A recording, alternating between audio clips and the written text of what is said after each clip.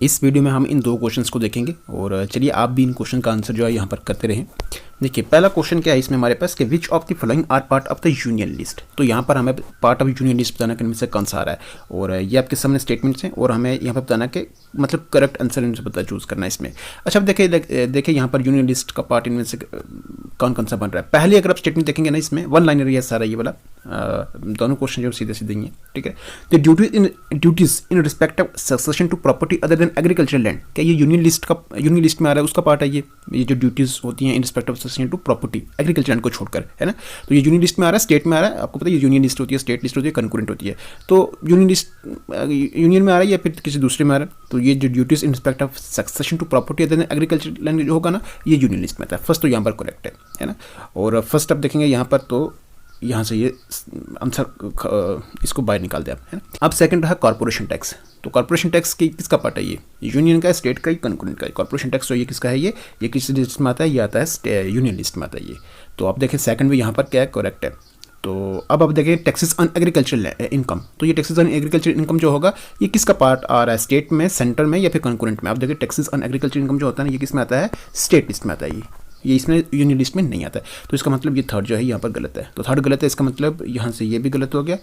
और हाँ फोर्थ अब देखिए यहाँ पर taxes on income other than agriculture income. Agriculture income को छोड़कर जो भी टैक्सेस ऑन मतलब इसके अलावा जो भी इनकम होगी, जो भी टैक्सेस होंगे इनकम इस एग्रीकल्चर इनकम को छोड़कर, वो सारा किस में आता है, यूनियन लिस्ट में आता है। ये भी यहाँ पर क्या है, दुरुस्त है, ये भी यहाँ पर सही है।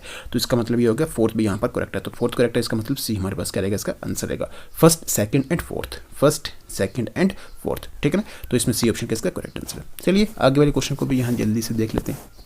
क्या है यहाँ पर, consider the following statements regarding sixth schedule of the Indian constitution. तो ये जो सिक्स्थ शेड्यूल है इंडियन कॉन्स्टिट्यूशन का, उसके रिगार्डिंग उस पर बेस्ड यहाँ पर स्टेटमेंट्स है। हमें यहाँ पर बताना है कि how many of the above given, how many of the above statement is the correct. तो यहाँ पर करेक्ट कितने हमें वो बताना है, इसमें कौन कौन सी हो रही है। पहली अगर आप देखेंगे पहली स्टेटमेंट क्या है, it has special provisions for the administration of tribal areas in 4 north eastern state, जिसमें असम, मेघालय, त्रिपुरा, मणिपुर।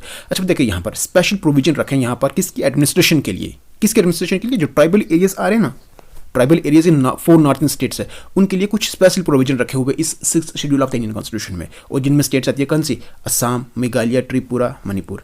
तो यहाँ पर ये पूछा क्या ये स्टेटमेंट सही है।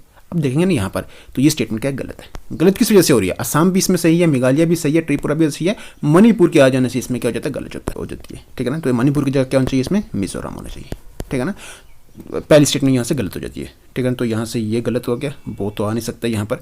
अच्छा सेकंड देखें, the tribal areas in this states are govern as autonomous districts. जो ट्राइबल एरियाज हैं इन स्टेट्स के, उनको गवर्न करा जाता है एज ऑटोनोमस डिस्ट्रिक्ट। और जो गवर्न करने वाली बॉडी जो होती है ऑटोनोमस डिस्ट्रिक्ट काउंसिल होती है वो, जिसमें जो इलेक्टेड मेंबर्स होते हैं, कुछ गवर्नमेंट का जो गवर्नर होगा, ठीक है ना, वो अपॉइंट करेगा, कुछ जो बाकी जो हैं इलेक्टेड होते हैं, वही वहाँ पर क्या करते हैं, जो ट्राइबल एरियाज होते हैं ना, इनकी लैंड को लेकर, कल्चर को लेकर, ठीक है ना, मतलब इनसे जुड़े हुए जो लॉ बनाता है ना, वो कौन, ये ऑटोनोमस डिस्ट्रिक्ट काउंसिल जो है वो बनाती है। और उसमें कौन से मेंबर होते हैं, जो इसमें इलेक्टेड होते हैं और कुछ अपॉइंट करे जाते हैं गवर्नर की तरफ से, ठीक है। तो इसमें सेकंड स्टेटमेंट यहाँ पर क्या करेक्ट है, सेकंड करेक्ट है, इसका मतलब क्या हो गया, बी ऑप्शन इसका करेक्ट आंसर रहेगा, ठीक है जी।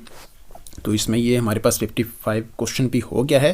अब चलिए नेक्स्ट वीडियो में आपसे मिलेंगे नेक्स्ट 56 क्वेश्चन के साथ।